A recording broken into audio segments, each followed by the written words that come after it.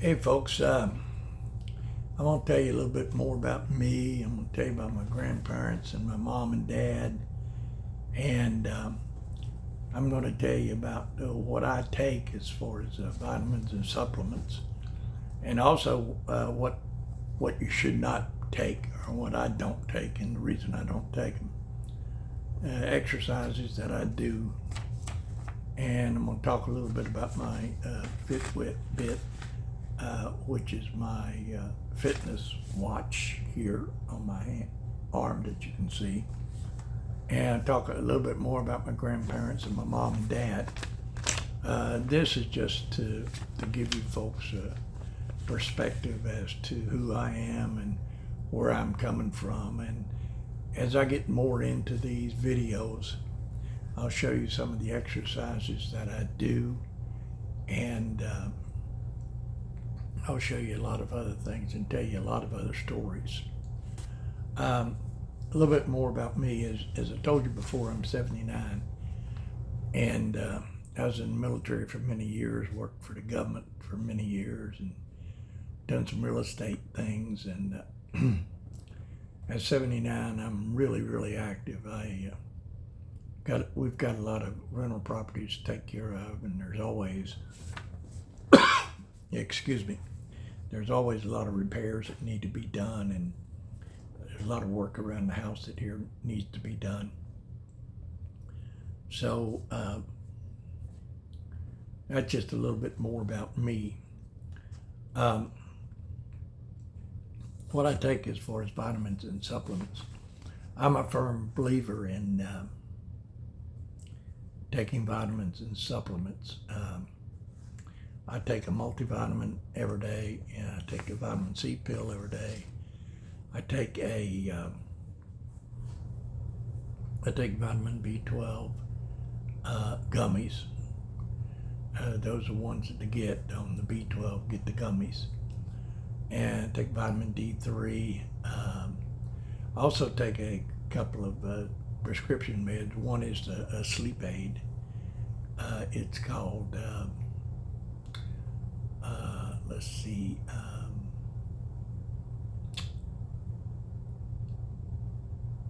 Trazodone.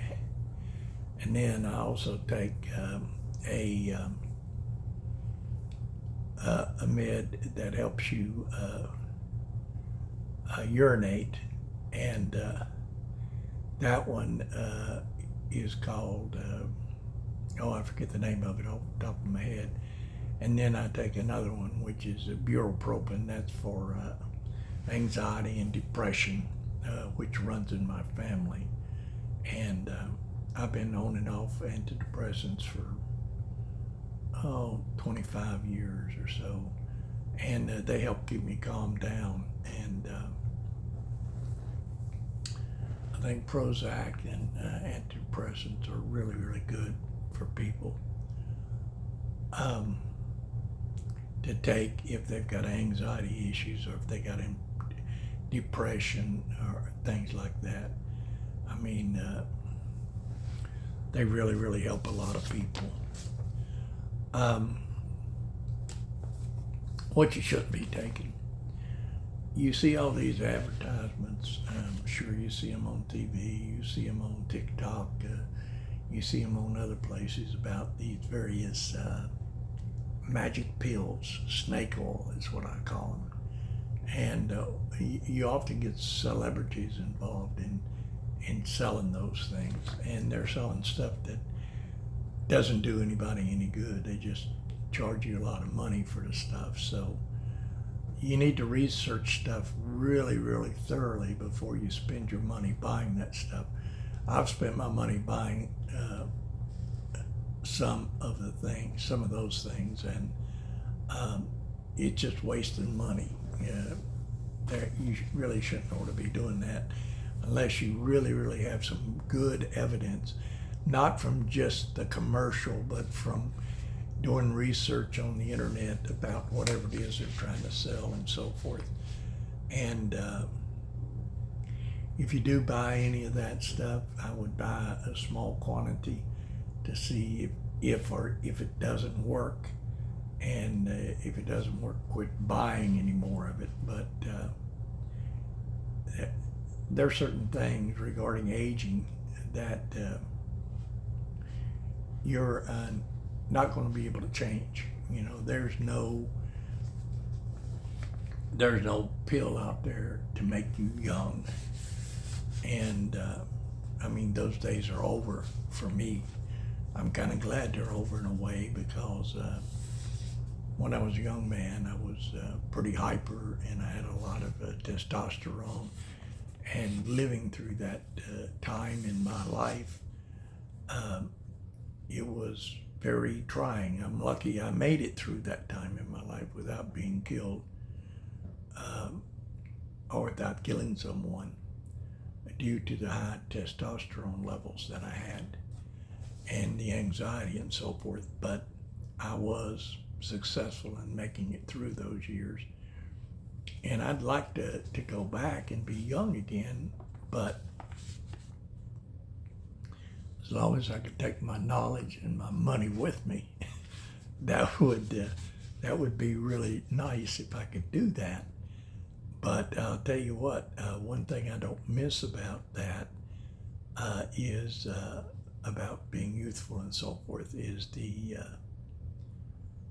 testosterone and the sexual drive and so forth. I mean, it's really, really tough to live through that. All those desires and emotions and so forth that come with that. But sure, I wouldn't mind to give it another shot. You know, like I say, if I could take my knowledge and my money with me, it'd be great. What sort of exercises do I do? I get on a treadmill just about every day, and I do 30 minutes.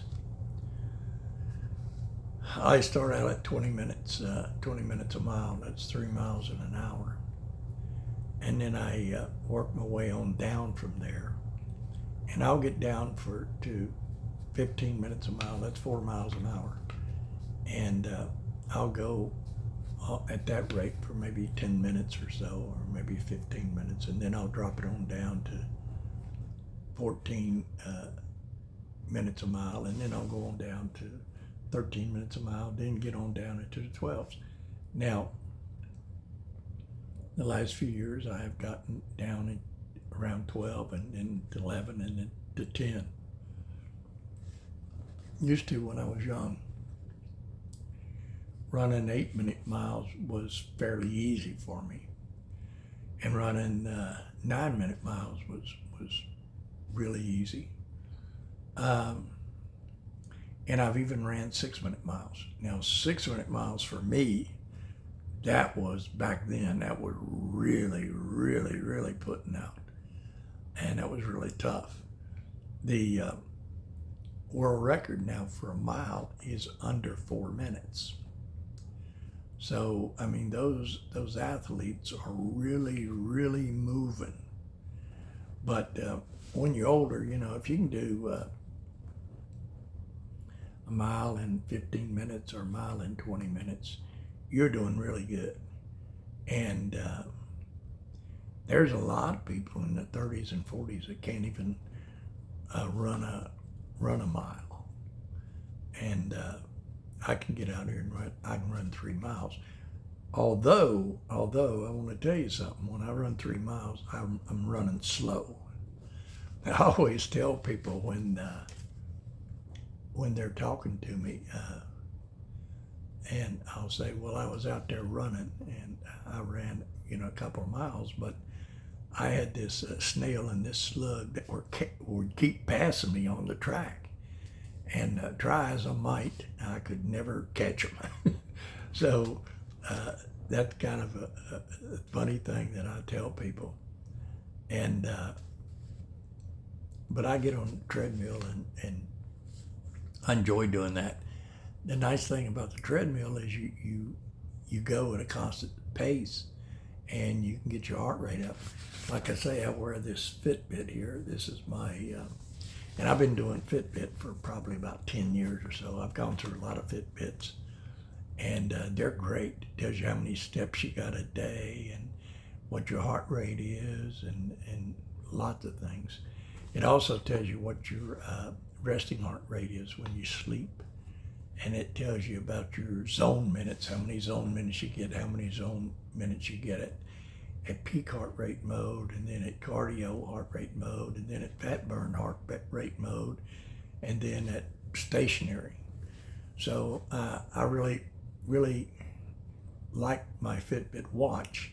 There's a lot of other watches out there you can get. You can get a Garmin, you can get an Apple Watch, but I'll tell you what, and there's some that are very reasonably priced. Fitbit, you can get a Fitbit for less than $100, and they'll last a couple of years. I mean,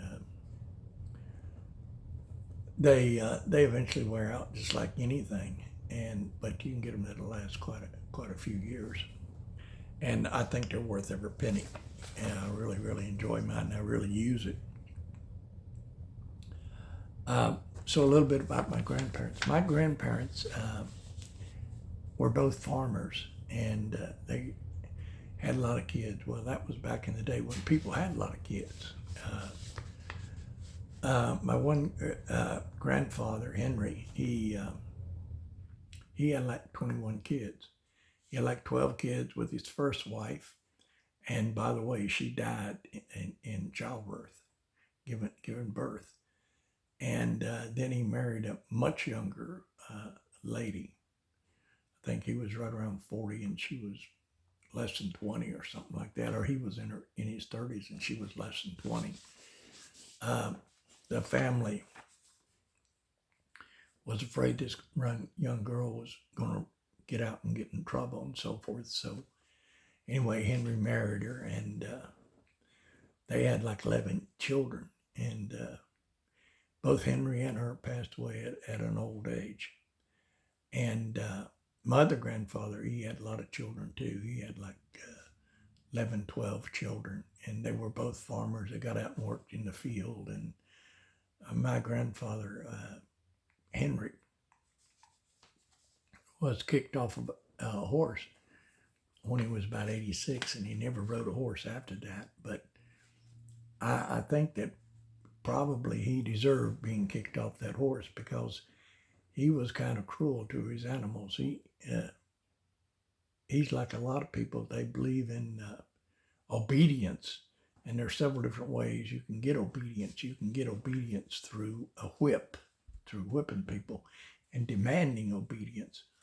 Or you can get obedience through love and kindness and respect. And there's two schools on that, either the whip or the love. So which way you want to go. But anyway, he went with the whip, and he raised all of his children, and they really were very successful. And a lot of them were pretty much the same way. They demanded obedience. We're coming up on the end of this video. I don't want to keep on running. But anyway, I got some more stories about my mom and dad. My dad got to where he was real old, and he got to where he was on oxygen all the time. Plus, he had to take these breathing treatments. And I'll tell you some more about him in future videos, future episodes. But it's real interesting, his life and what he did, and my mom's life and what she did. Also in these videos, I might be interviewing some older people too, so you can get an idea of what they do and how active they are. I know there was a thing on an episode about green zones, and there was this guy that was 100 years old. He was still riding a horse and herding cattle at 100 years old. But anyway, thanks a lot. You folks have a nice day, and I'll catch you in the next video. Thanks.